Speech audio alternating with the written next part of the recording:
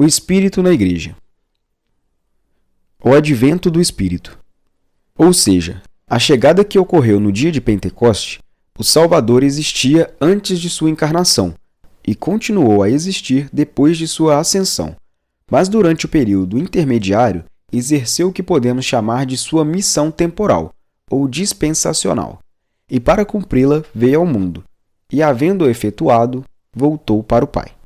Da mesma maneira, o Espírito veio ao mundo em um tempo determinado, para uma missão definida, e partirá quando a sua missão tiver sido cumprida.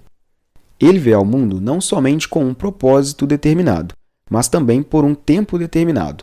Nas Escrituras encontramos 3 disposições gerais, correspondendo a 3 pessoas da divindade.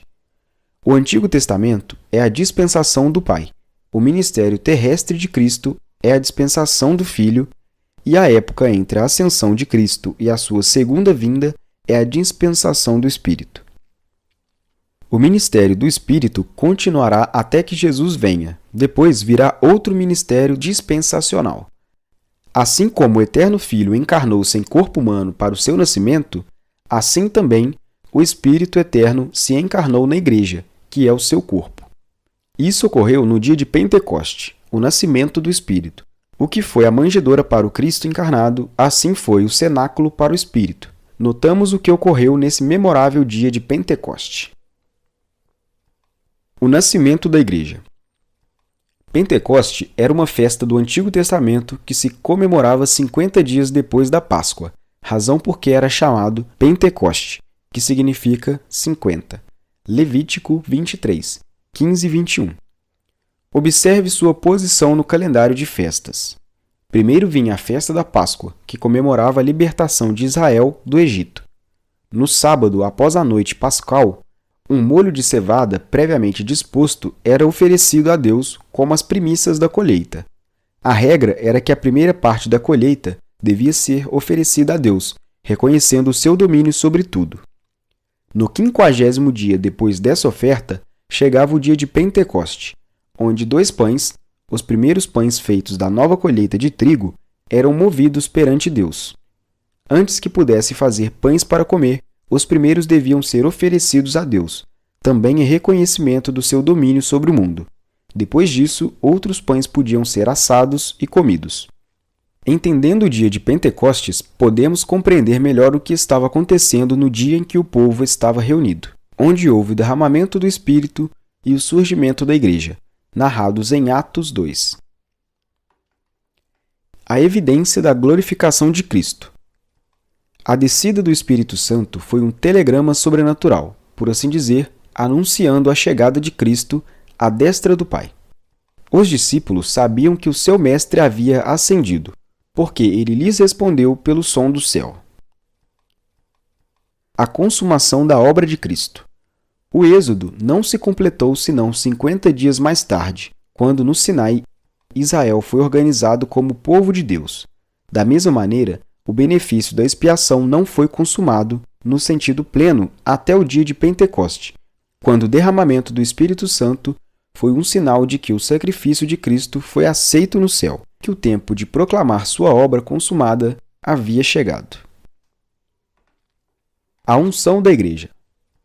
Assim como no batismo do Senhor foi seguido por seu ministério na Galiléia, assim também o batismo da Igreja foi um preparatório para o ministério mundial.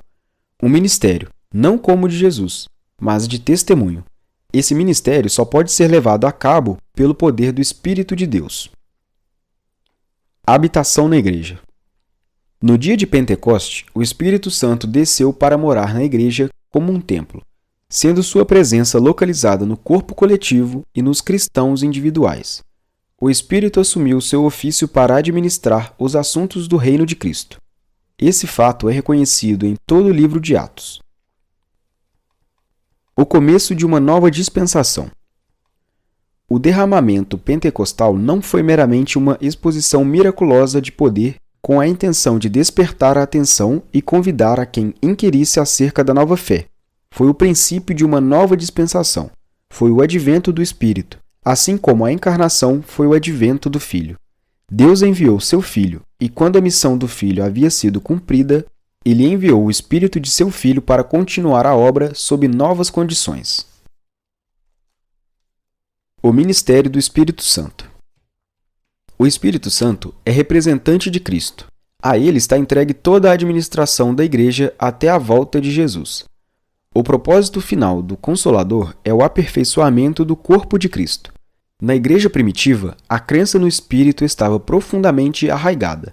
Não havia nenhum aspecto da vida em que não se reconhecesse seu direito de dirigir ou em que não se sentisse o efeito de sua direção. A direção do Espírito é reconhecida nos seguintes aspectos da vida na Igreja. Administração. A Igreja primitiva teve seus grandes movimentos missionários aprovados pelo Espírito. Atos 8, 29, 10, 19, 44, 13, 2, 4. Pregação. Os cristãos primitivos estavam acostumados a ouvir o Evangelho pregado pelo Espírito Santo enviado do céu. 1 Pedro 1, 12, o qual recebiam com gozo do Espírito Santo. 1 Tessalonicenses 1, 6. Oração. Jesus ensinou a seus discípulos um modelo de oração como guia de suas petições. Porém, antes de partir, ele falou uma nova classe de oração, a oração no nome dele. João 16, 23. Não repetindo seu nome como uma espécie de superstição, mas sim como um modo de se aproximar de Deus, sendo unido espiritualmente a Cristo pelo Espírito. Canto. Como resultado de ser cheios do Espírito, os crentes estarão falando entre vós em salmos e hinos, e cânticos espirituais, cantando e salmodiando ao Senhor no vosso coração. Efésios 5, 18 e 19. Testemunho. A igreja primitiva era governada por um grupo ou por um concílio de anciãos, mas o ministério de expressão pública não estava limitado a eles. Qualquer que estivesse dotado de algum dom do Espírito, seja profecia, ensino, sabedoria, línguas ou interpretação, tinha permissão de contribuir com a sua parte no culto. A ascensão do Espírito. O que é certo de Cristo é certo do Espírito. Depois de concluir sua missão dispensacional, ele voltará ao céu. A obra distintiva do Espírito é tomar deles um povo para o seu nome, de Cristo. Atos 15, 14. Ou seja, a Igreja, e quando isso for realizado e houver entrado a plenitude dos gentios, Romano 11, 25, terá lugar o arrebatamento da Igreja. Assim como Cristo finalmente entregará o seu reino ao Pai, assim também o Espírito Santo entregará a sua administração ao Filho.